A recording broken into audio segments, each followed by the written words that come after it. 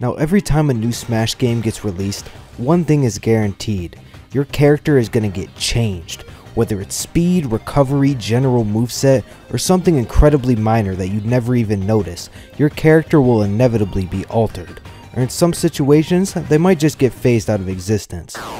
But the character that underwent the most dramatic change in the entire series of Smash undoubtedly has to be Kirby.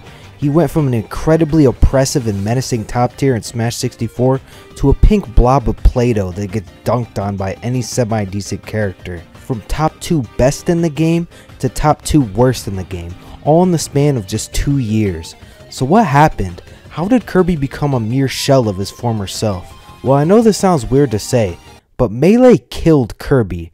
You see, the general mechanics and physics engine that Melee introduced decimated Kirby's original game plan.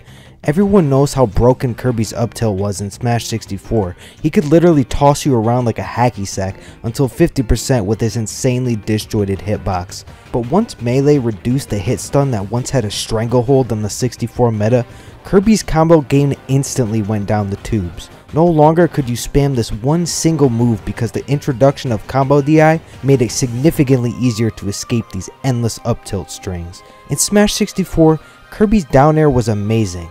It used to absolutely evaporate shields, but unfortunately, Melee's lowered shield stun had something to say about that.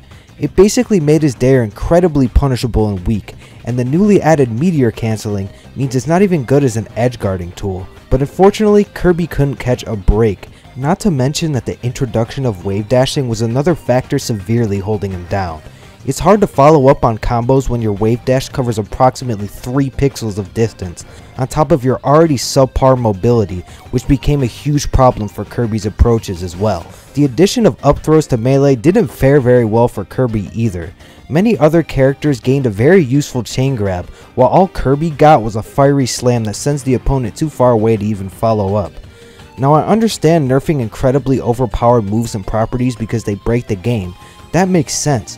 But why did Nintendo decide to nerf things about Kirby that were already bad to begin with? Kirby already had a low aerial agility in 64, but it was cut down even more just to add flames to a raging fire. Same with Kirby's fast fall. The speed of it was already on the lower half of the cast, but it dropped down even more in Melee. Not even Kirby's specials were safe because Kirby's down B, which was already a situational move, got less powerful in every imaginable way. Less knockback, less damage, and way more unnecessary lag. Unfortunately for Kirby, Smash 64 would be the last time he was ever a top tier powerhouse in Smash. The most common belief on why he hasn't gotten better since? Well, it's because Sakurai didn't want to appear biased, so he banished Kirby to a future of bottom tier rankings and drowning in pools. But who knows, maybe he'll be a super duper top tier in Smash 6. But until then, that's all for today. Thanks for watching.